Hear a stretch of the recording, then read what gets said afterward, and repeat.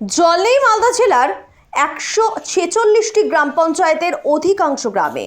জল জীবন মিশন প্রকল্প জেলাতে চালু হলেও বিশুদ্ধ পানীয় জল এখনো পৌঁছয়নি মালদা জেলার গ্রামগুলোতে। মালদা জেলার চাঁচল মহকুমার চাঁচল 2 নম্বর ব্লকের ভাকরি গ্রাম পঞ্চায়েতের রসুলপুর গ্রামকে সরকারিভাবে জল জীবন প্রকল্পে মডেল গ্রাম বলে স্বীকৃতি দেওয়া হয়েছে বটে, কিন্তু একই গ্রাম পঞ্চায়েতের অধীনে গোরখপুর, রামপুর, নেহালপুর, হরহাজরা, মানিকনগর, হবিনগর, বিদ্যানন্দপুর, নয়াটোলা সহ একাধিক গ্রামে আজও বিশুদ্ধ পানীয় জলের কোনো ব্যবস্থা নেই। গ্রামগুলোতে পাইপলাইন রয়েছে কিন্তু কলে জল নেই, তাই আজও এই গ্রামের বাসিন্দারা পুকুরের জল ব্যবহার করেন।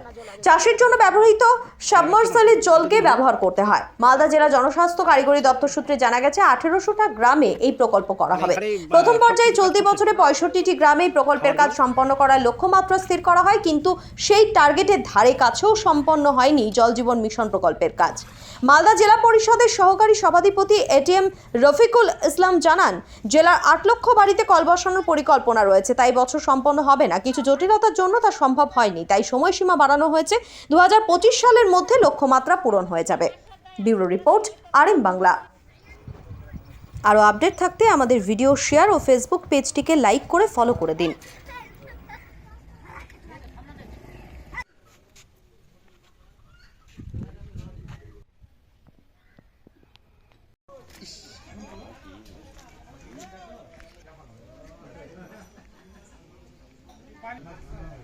তিন বছর হয়ে গেল বসা, আমরা জল পাচ্ছি না।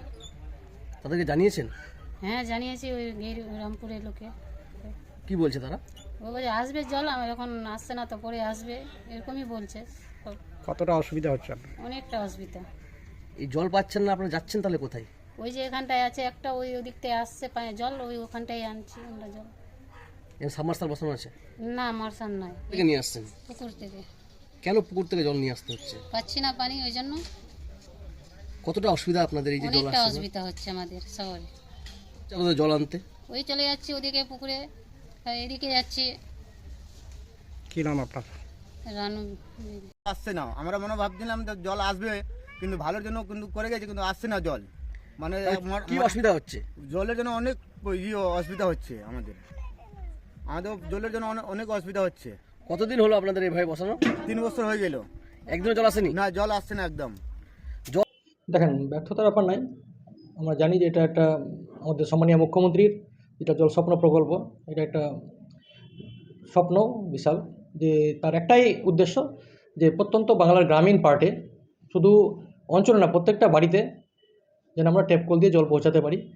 সেই জলটা পরিশুদ্ধ জল হবে এবং সেফ এবং ক্লিন জল হবে, ঠিক আছে? কেন মানুষের জলের মাধ্যমে বিভিন্ন রকম অসুখ ছড়ায়।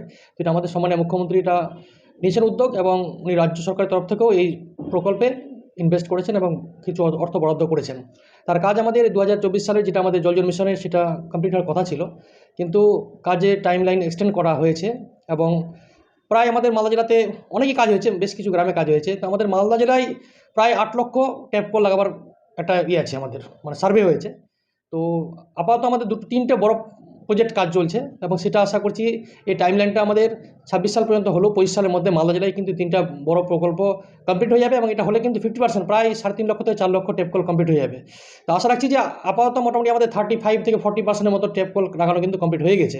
আমাদের লাস্ট উইকে আমাদের ডিএম সাহেব গেছিলেন, সম্মানীয় আমাদের জেলা শাসক, উনি চাঁচল 2 ব্লকের ভাকরি জিপিতে ইনভেস্টিগেশন করেছেন, রামপুর গৌরীপুর পার্টে, এবং সেখানে সারাউন্ডিংস যেগুলো আছে রসুলপুর, ভবানীপুর বা গৌরীপুর, আপনার গোরখপুর, সেই পার্টগুলোতেও যেন ট্যাপ কলগুলো খুব দ্রুত যেন এক্সটেন্ড করা হয়। এবং শুধু সেই জিপি নয়, প্রত্যেকটা ব্লকের অলরেডি আমাদের এডিএমজি সাহেব, ডিএম সাহেবের নির্দেশ মতো প্রত্যেকটা ব্লকে কিন্তু আমাদের ইনকোয়ারি চলছে। সেখানে বিডিও সাহেবরা নিজে গিয়ে কিন্তু গ্রামীণ পার্টে দেখছে যে কতটা কাজ এগিয়েছে এবং কেন কাজগুলোর জটিলতা, হয়তো কিছু জায়গাতে জটিলতা আছে, হয়তো যে পাইপলাইন করার ক্ষেত্রে জটিলতা থাকতে পারে, সেই জায়গাগুলো কিন্তু খতিয়ে দেখা হচ্ছে। এবং জেলা